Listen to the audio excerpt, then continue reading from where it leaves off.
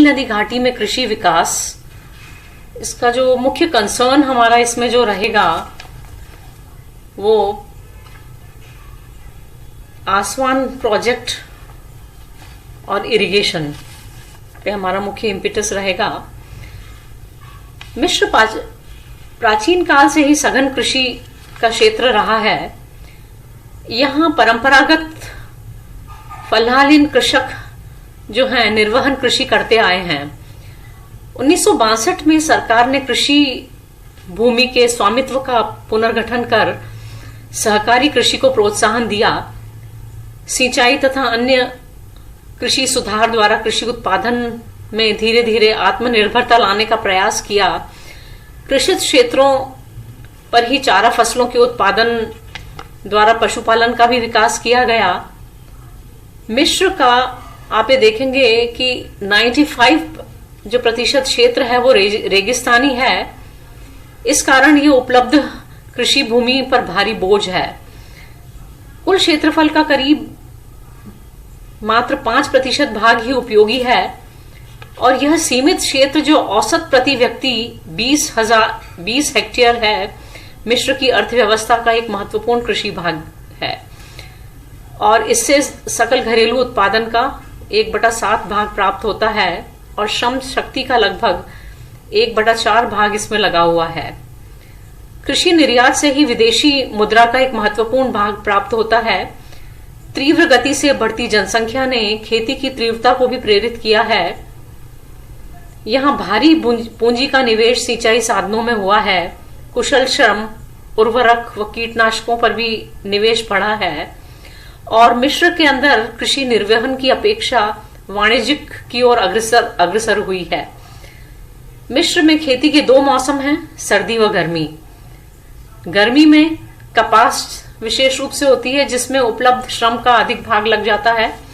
यह निर्यात किया जाता है। अन्य फसलें जो यहाँ की हैं वो हैं गेहूं, मक्का, चावल, चारा आदि। अधिक उत्पादन के बावजूद देश की जरूरत पूरी नहीं हो पाती है। अन्य जो फसलें हैं इसके साथ में वो हैं गन्ना, टमाटर, आलू, प्याज और कई प्रकार के फूल भी उगाए जाते हैं। 1952 के बाद यहाँ भूमि सुधार की सफलता से पैदावार में पर्याप्त वृद्धि हुई है। हेरोडोटस ने 440 ईसा पूर्व लिखा था कि मिश्र नील नदी का वरदान है। वह कथन आज भी सत्य है। राष्ट्रीय आय का 1/4 भाग कृषि से प्राप्त होता है और निर्यात की जाने वाली वस्तुओं का आधा भाग कृषि जनित है। और सिंचाई व्यवस्था को विकसित करने के साथ साथ देश में न्यू वैली प्रोजेक्ट द्वारा भूमिगत जल का उपयोग भी प्रारंभ किया गया है, जिसमें जो आपको दिख रहे हैं नीचे की ओर ढाकला व खारगा मरुद्यानों में इसके अंतर्गत पाताल तोड़ कुओं से लगभग 30 लाख एकड़ भूमि पर सिंचाई और कृषि भूमि तैयार की गई है। 1952 के भूमि सुधार अधिनियम के प्रयास इस प्रकार हैं। भूमध्य सागरीय तटवर्ती व डेल्टा के पश्चिमी भाग का अधिकतम उपयोग कर यहाँ पर वर्ष भर उपज प्राप्त हो सके ऐसा प्रयास किया गया। समुद्र के जल की लवणता कम कर सिंचाई में उपयोग करने का कार्य भी शुरू किया गया। और सबसे जो महत्वपूर्ण जो तीसरा है वह यहाँ सामूहिक कृषि को प्रोत्साहित किया गया। अब थोड़ा सा दृष्टि हम डालते हैं नील नदी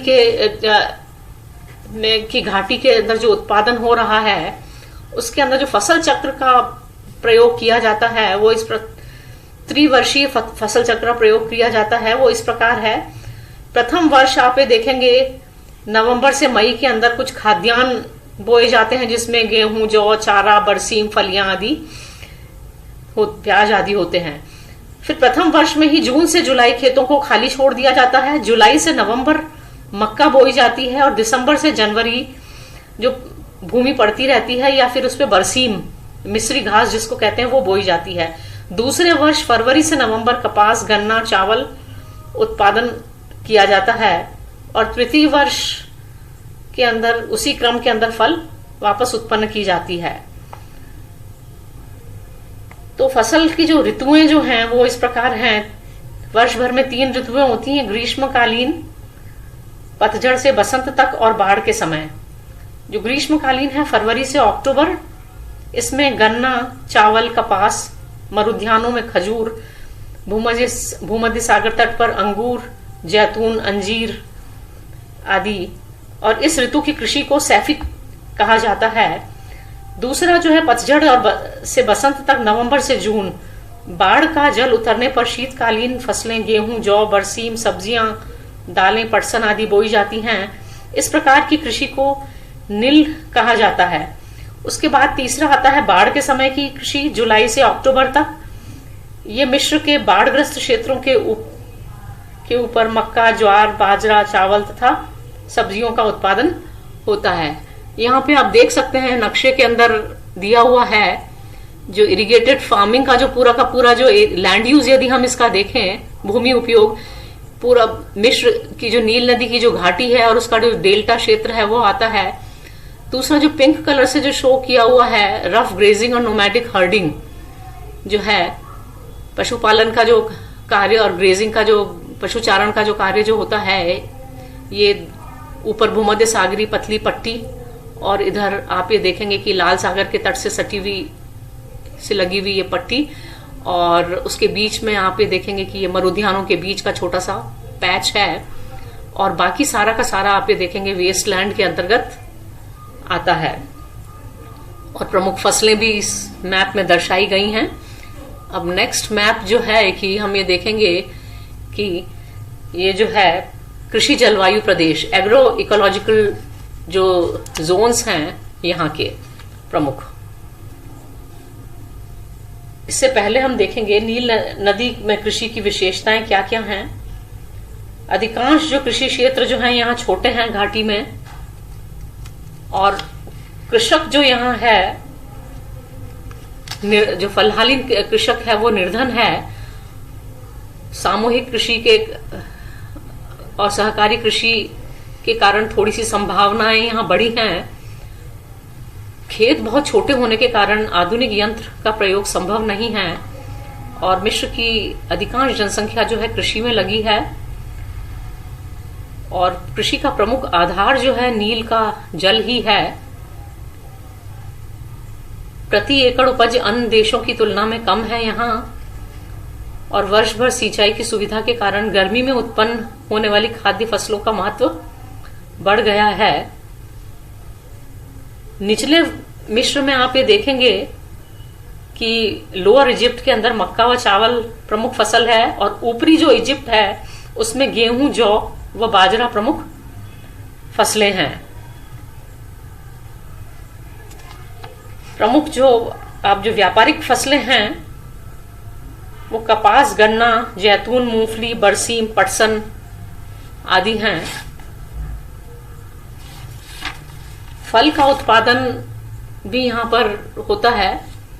भूमध्य सागरीय क्षेत्र, डेल्टाई भाग तथा शेष पश्चिमी व पूर्वी सीमावर्ती मरुस्थली भागों में किया जाता है। खजूर नील की मध्यवर्ती घाटी में, भूमध्य सागरीय तट पर अंजीर, अंगूर, फयूम, जैतून व केला उत्पादित किया जाता है। खाद्यान्न फसलों में गेहूं, मक्का, चावल, ज्वार, बाजरा प्रमुख रूप से उत्पन्न होता है।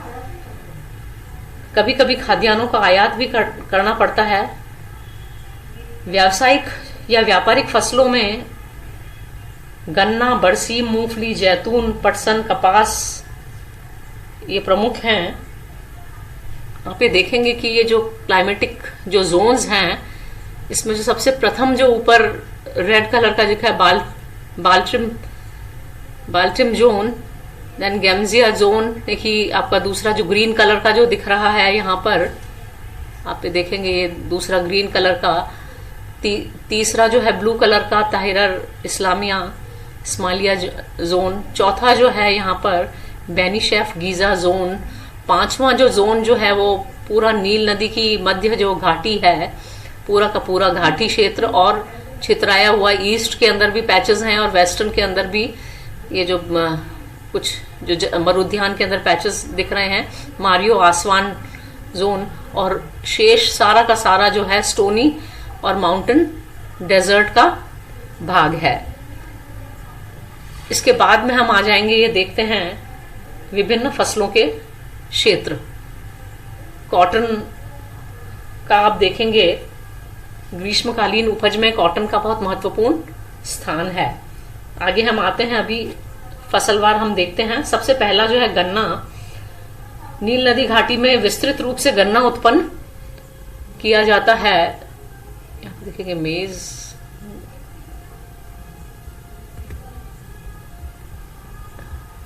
मेज का है प्रोडक्शन कॉटन का। सबसे पहले हम देखते हैं गन्ना।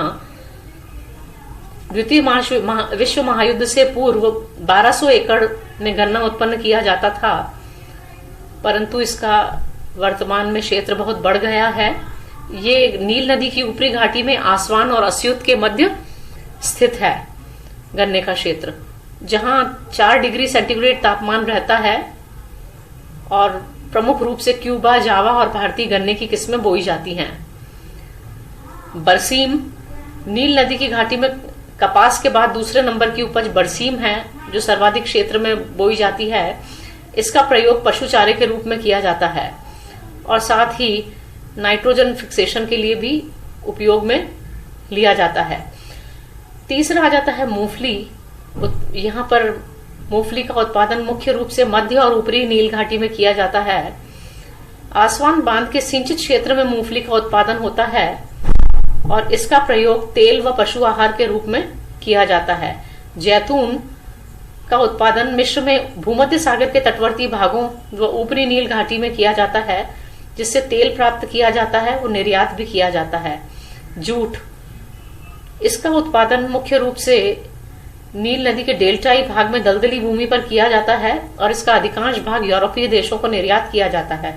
अब हम आते हैं यहाँ की जो प्रमुख फसल है कपास, उस पर, जो यहाँ मैप में भी दर्शाई गई है।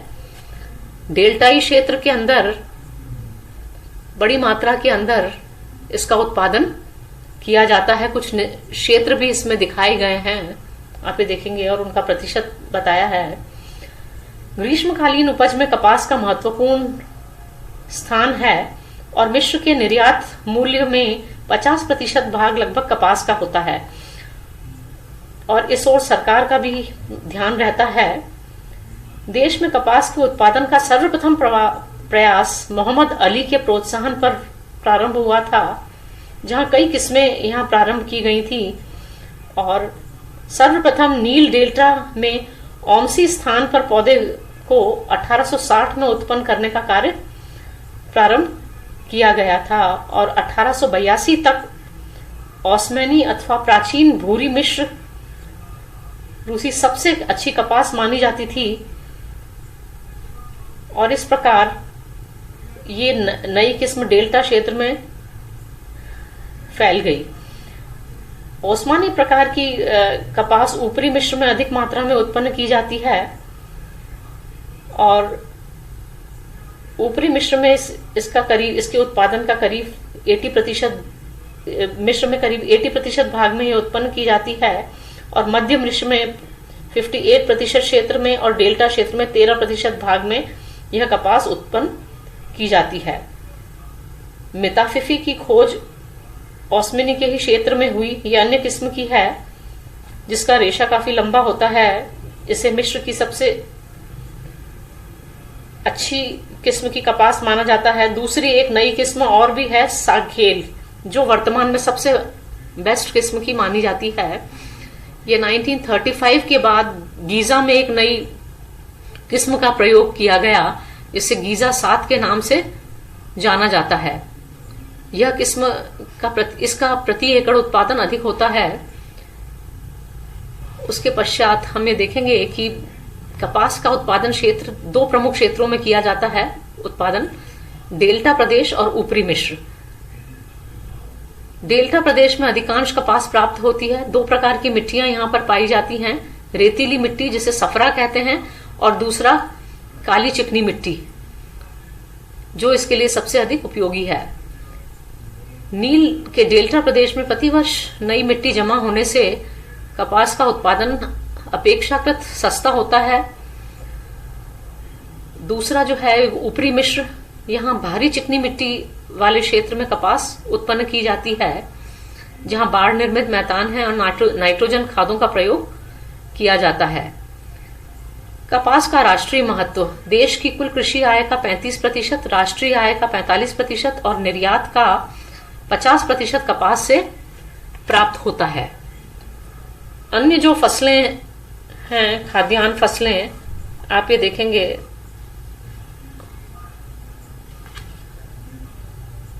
मेज,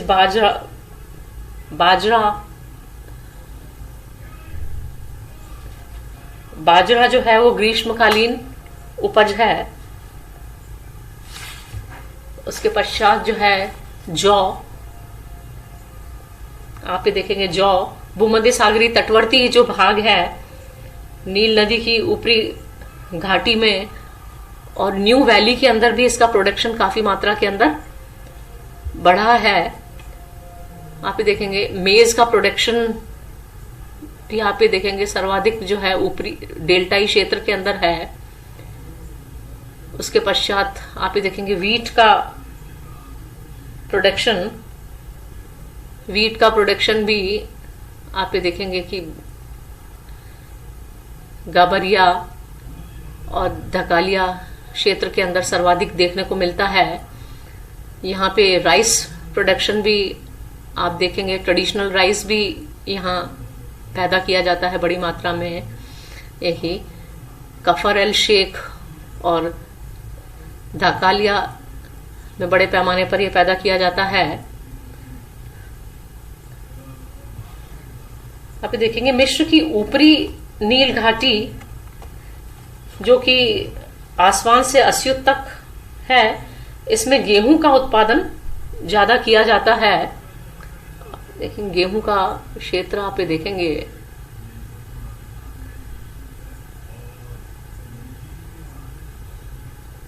इसमें स्लाइड के अंदर आप देखेंगे कि गेहूं के क्षेत्र के अंदर जो है ऊपरी नील घाटी और दूसरा जो है नील का डेल्टा क्षेत्र, यहाँ पर उत्पादन कंपैरेटिवली कम किया जाता है क्योंकि यहाँ की जलवायु इसके लिए गेहूं के लिए उपयुक्त नहीं है।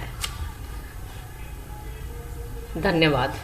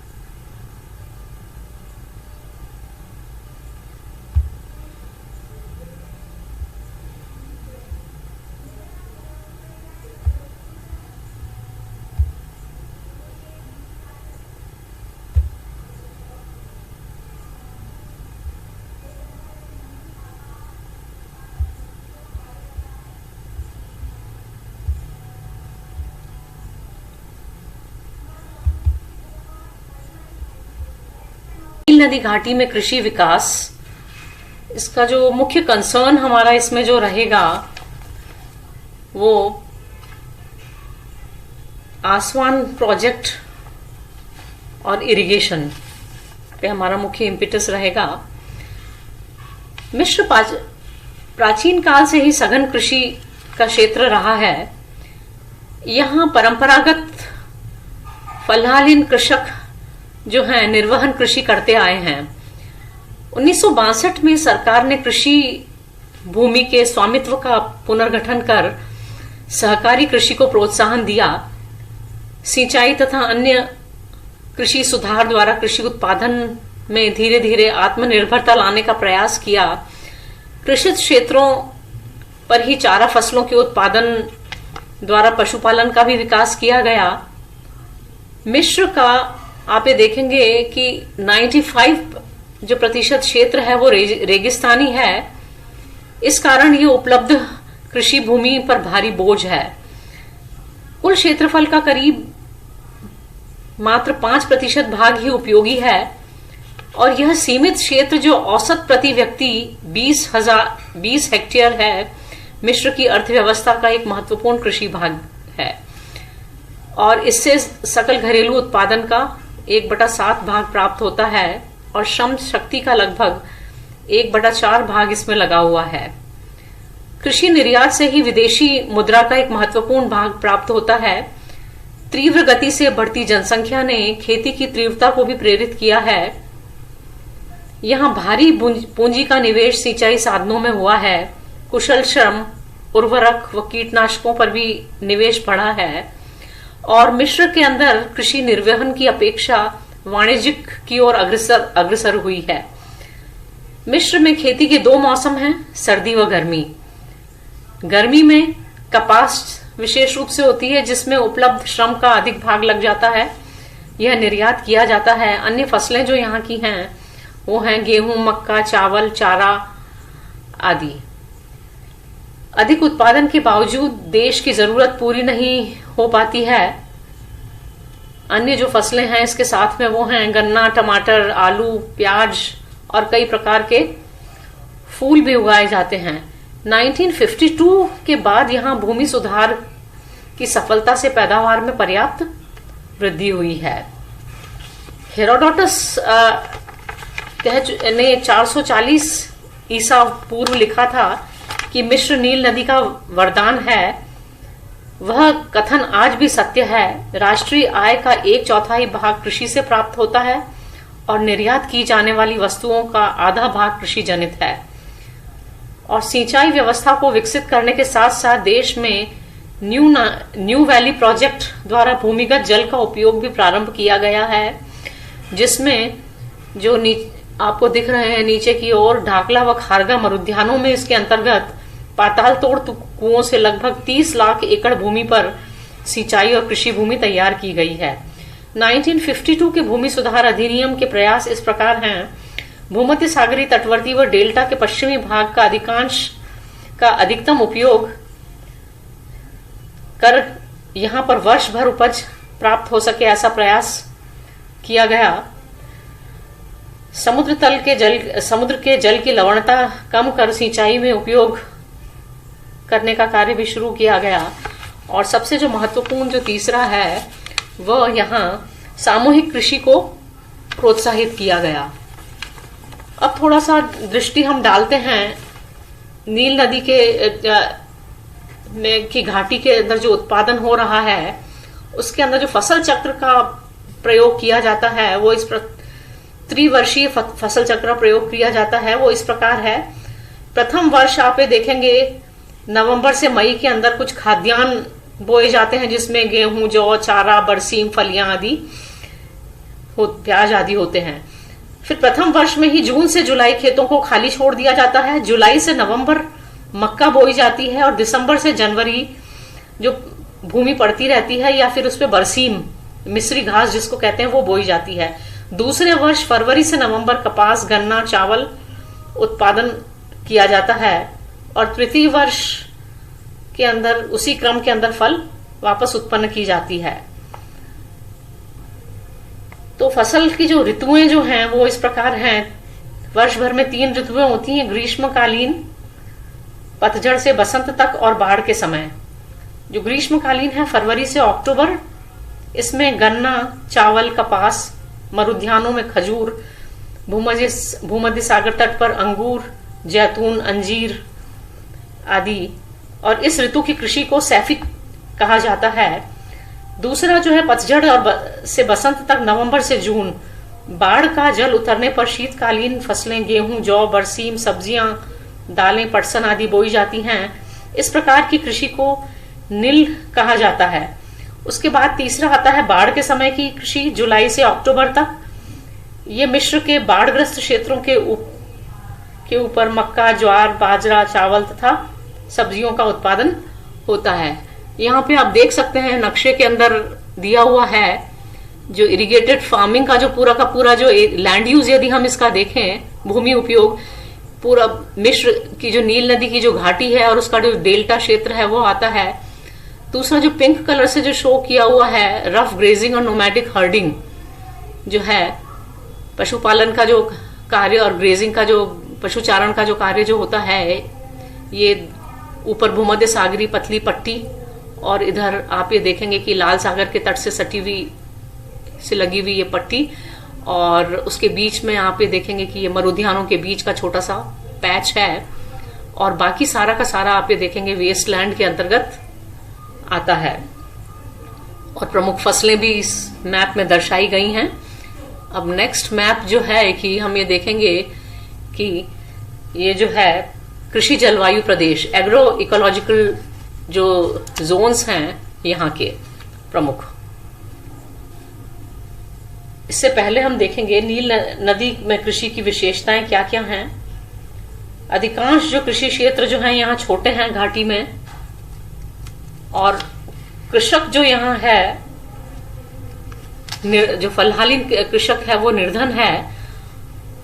सामूहिक कृषि के और सहकारी कृषि के कारण थोड़ी सी संभावनाएं यहाँ बढ़ी हैं। खेत बहुत छोटे होने के कारण आधुनिक यंत्र का प्रयोग संभव नहीं है, और मिस्र की अधिकांश जनसंख्या जो है कृषि में लगी है। और कृषि का प्रमुख आधार जो है नील का जल ही है। प्रति एकड़ उपज अन्य देशों की तुलना में कम है यहाँ, और वर्ष भर सिंचाई की सुविधा के कारण गर्मी में उत्पन्न होने वाली खाद्य फसलों का महत्व बढ़ गया है। निचले मिस्र में आप ये देखेंगे कि लोअर इजिप्ट के अंदर मक्का व चावल प्रमुख फसल है, और ऊपरी जो इजिप्ट है उसमें गेहूं, जौ व बाजरा प्रमुख फसलें हैं। प्रमुख जो आप जो व्यापारिक फसलें हैं वो कपास, गन्ना, जैतून, मूंगफली, बरसीम, पटसन आदि हैं। फल का उत्पादन भी यहाँ पर होता है। भूमध्य सागरीय क्षेत्र, डेल्टाई भाग तथा शेष पश्चिमी व पूर्वी सीमावर्ती मरुस्थली भागों में किया जाता है। खजूर नील की मध्यवर्ती घाटी में भूमध्य सागरीय तट पर अंजीर, अंगूर, फयूम, जैतून व केला उत्पादित किया जाता है। खाद्यान्न फसलों में गेहूं, मक्का, चावल, ज्वार, बाजरा प्रमुख रूप से उत्पन्न होता है। कभी कभी खाद्यान्नों का आयात भी करना पड़ता है। व्यावसायिक या व्यापारिक फसलों में गन्ना, बरसीम, मूंगफली, जैतून, पटसन, कपास ये प्रमुख हैं। आप ये देखेंगे कि ये जो क्लाइमेटिक जो जोन्स हैं, इसमें जो सबसे प्रथम जो ऊपर रेड कलर का दिखा है बाल्ट्रिम जोन, देन गैम्जिया जोन, देखिए आपका दूसरा जो ग्रीन कलर का जो दिख रहा है यहाँ पर आप ये देखेंगे, ये दूसरा ग्रीन कलर का। तीसरा जो है ब्लू कलर का ताहिरर इस्माइलिया जोन। चौथा जो है यहाँ पर बेनीशेफ गीजा जोन। पांचवा जो जोन जो है वो पूरा नील नदी की मध्य जो घाटी है, पूरा का पूरा घाटी क्षेत्र, और छितराया हुआ ईस्ट के अंदर भी पैचेस हैं, और वेस्टर्न के अंदर भी ये जो कुछ जो मरुद्यान के अंदर पैचेस दिख रहे हैं, मारियो आसवान जोन। और शेष सारा का सारा जो है स्टोनी और माउंटेन डेजर्ट का भाग है। इसके बाद में हम आ जाएंगे, ये देखते हैं विभिन्न फसलों के क्षेत्र। कॉटन का आप देखेंगे ग्रीष्मकालीन उपज में कॉटन का बहुत महत्वपूर्ण स्थान है। आगे हम आते हैं, अभी फसलवार हम देखते हैं। सबसे पहला जो है गन्ना। नील नदी घाटी में विस्तृत रूप से गन्ना उत्पन्न किया जाता है। यहाँ पे देखेंगे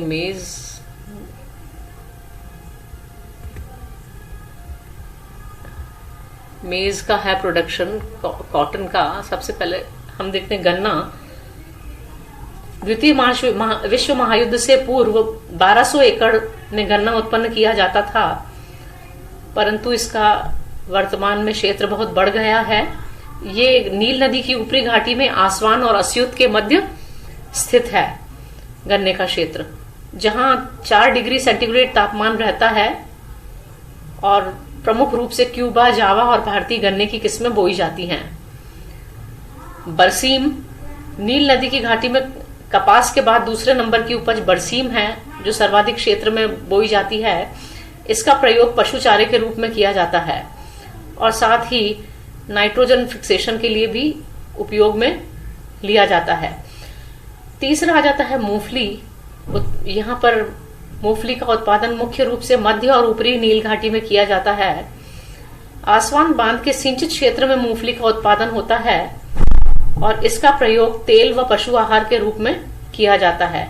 जैतून का उत्पादन मिस्र में भूमध्य सागर के तटवर्ती भागों व ऊपरी नील घाटी में किया जाता है, जिससे तेल प्राप्त किया जाता है और निर्यात भी किया जाता है। जूट, इसका उत्पादन मुख्य रूप से नील नदी के डेल्टाई भाग में दलदली भूमि पर किया जाता है और इसका अधिकांश भाग यूरोपीय देशों को निर्यात किया जाता है।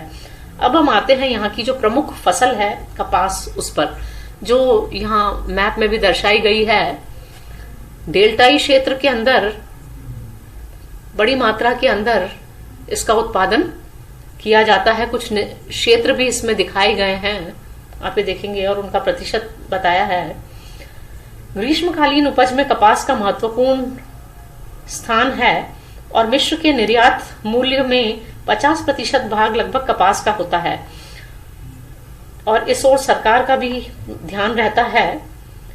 देश में कपास के उत्पादन का सर्वप्रथम प्रयास मोहम्मद अली के प्रोत्साहन पर प्रारंभ हुआ था, जहां कई किस्में यहां प्रारंभ की गई थी और सर्वप्रथम नील डेल्टा में ओमसी स्थान पर पौधे को 1860 में उत्पन्न करने का कार्य प्रारंभ किया गया था और 1882 तक ओस्मानी अथवा प्राचीन भूरी मिश्र रूसी सबसे अच्छी कपास मानी जाती थी और इस प्रकार ये नई किस्म डेल्टा क्षेत्र में फैल गई। ओस्मानी प्रकार की कपास ऊपरी मिश्र में अधिक मात्रा में उत्पन्न की जाती है और ऊपरी मिश्र में इसके उत्पादन का करीब 80%, मिश्र में करीब 80% भाग में ये उत्पन्न की जाती है और मध्य मिश्र में 58% क्षेत्र में और डेल्टा क्षेत्र में 13% भाग में यह कपास उत्पन्न की जाती है। मिताफिफी की खोज ओस्मानी के ही क्षेत्र में हुई। यह अन्य किस्म की है जिसका रेशा काफी लंबा होता है। इसे मिश्र की सबसे अच्छी किस्म की कपास माना जाता है। दूसरी एक नई किस्म और भी है, सागेल, जो वर्तमान में सबसे बेस्ट किस्म की मानी जाती है। ये 1935 के बाद गीजा में एक नई किस्म का प्रयोग किया गया, जिसे गीजा 7 के नाम से जाना जाता है। यह किस्म इसका प्रति एकड़ उत्पादन अधिक होता है।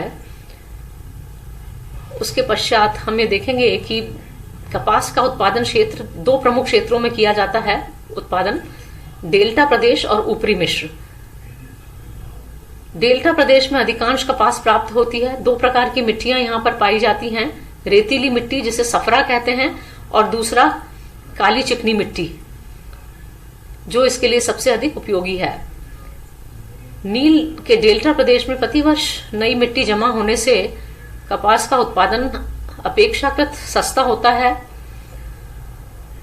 दूसरा जो है ऊपरी मिश्र, यहाँ भारी चिकनी मिट्टी वाले क्षेत्र में कपास उत्पन्न की जाती है, जहां बाढ़ निर्मित मैदान है और नाइट्रोजन खादों का प्रयोग किया जाता है।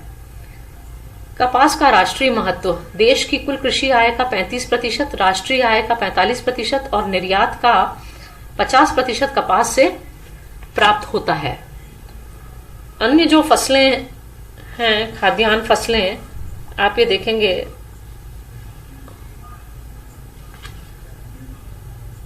मेज,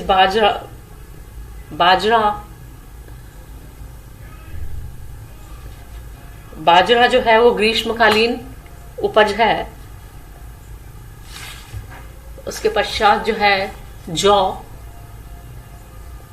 आप ये देखेंगे जौ भूमध्य सागरीय तटवर्ती जो भाग है नील नदी की ऊपरी घाटी में और न्यू वैली के अंदर भी इसका प्रोडक्शन काफी मात्रा के अंदर बढ़ा है। आप पे देखेंगे मेज का प्रोडक्शन भी यहाँ पे देखेंगे सर्वाधिक जो है ऊपरी डेल्टाई क्षेत्र के अंदर है। उसके पश्चात आप ये देखेंगे वीट का प्रोडक्शन भी आप ये देखेंगे कि गाबरिया और धकालिया क्षेत्र के अंदर सर्वाधिक देखने को मिलता है। यहाँ पे राइस प्रोडक्शन भी आप देखेंगे, ट्रेडिशनल राइस भी यहाँ पैदा किया जाता है बड़ी मात्रा में। यही कफर एल शेख और धकालिया में बड़े पैमाने पर यह पैदा किया जाता है। आप देखेंगे मिस्र की ऊपरी नील घाटी जो कि आसवान से अस्यूत तक है, इसमें गेहूं का उत्पादन ज्यादा किया जाता है। लेकिन गेहूं का क्षेत्र आप देखेंगे